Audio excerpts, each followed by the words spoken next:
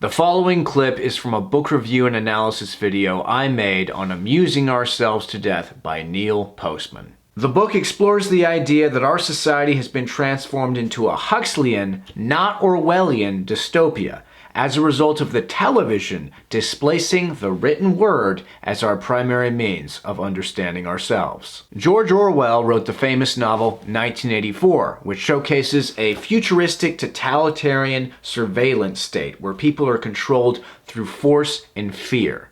Big Brother, the state, watches and oppresses the people at all times. In the novel Brave New World, on the other hand, Aldous Huxley imagined that no such North Korean-style government would be necessary to oppress the future. Instead of people being controlled by force and fear, Huxley believed that people would be controlled by pleasure and entertainment. Truth and history would not be suppressed. They would simply be made irrelevant by titillating distractions.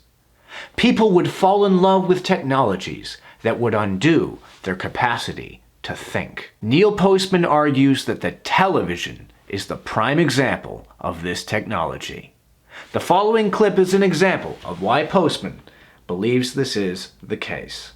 The first passage I would like to read and discuss comes on page 50, and this passage has to deal with just the act of reading and why Postman believes it is seriously valuable and seriously important if a society is to be, a serious society. A written sentence calls upon its author to say something, upon its reader to know the import of what is said.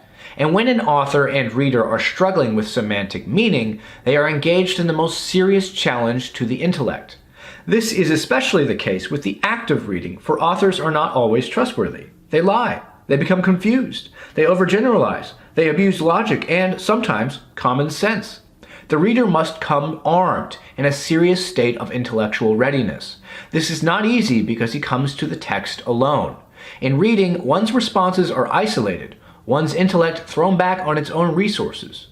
To be confronted by the cold abstractions of printed sentences is to look upon language bare, without the assistance of either beauty or community. Thus, reading is by its nature a serious business. It is also, of course, an essentially rational activity. Reading is hard, but by it being hard, that makes it serious and makes it seriously good because of the benefits associated with putting your brain through something difficult like deciphering a complex argument or, a fallacious argument and figuring out that it's fallacious. All those things are hard.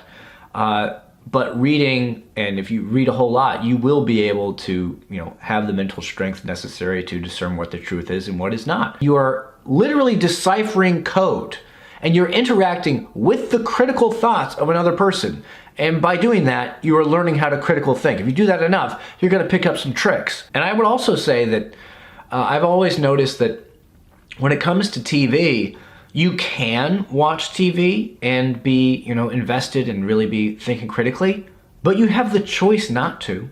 Like with most movies, with most television shows, you can passively watch. You can get up, go to the bathroom for 3 minutes and then come back and you really haven't missed much. And it's not, you can kind of pick up right where it is. But that doesn't work for a book. Like if you read a book and you skip 3 pages, you're going to be very confused as to what's going on. And so a book requires you to be like, okay, I have to pay attention to everything. Whereas a TV show, you can pretty much get away with paying attention to almost nothing. This book, Amusing Ourselves to Death, more than any other book I've ever read, it just kind of confirmed what I already kind of believed. I have often said in the past number of years that, the 2016 election, the 2020 election, none of those things would have happened in the way that they happened. The candidates that were brought forth wouldn't have happened if we were a society that read books. Not just contemporary books, but history, philosophy. If we were a society that did that, I was like, there's no way a Donald Trump or a Hillary Clinton could rise to the highest heights of politics. There's no way that a Joe Biden could become president.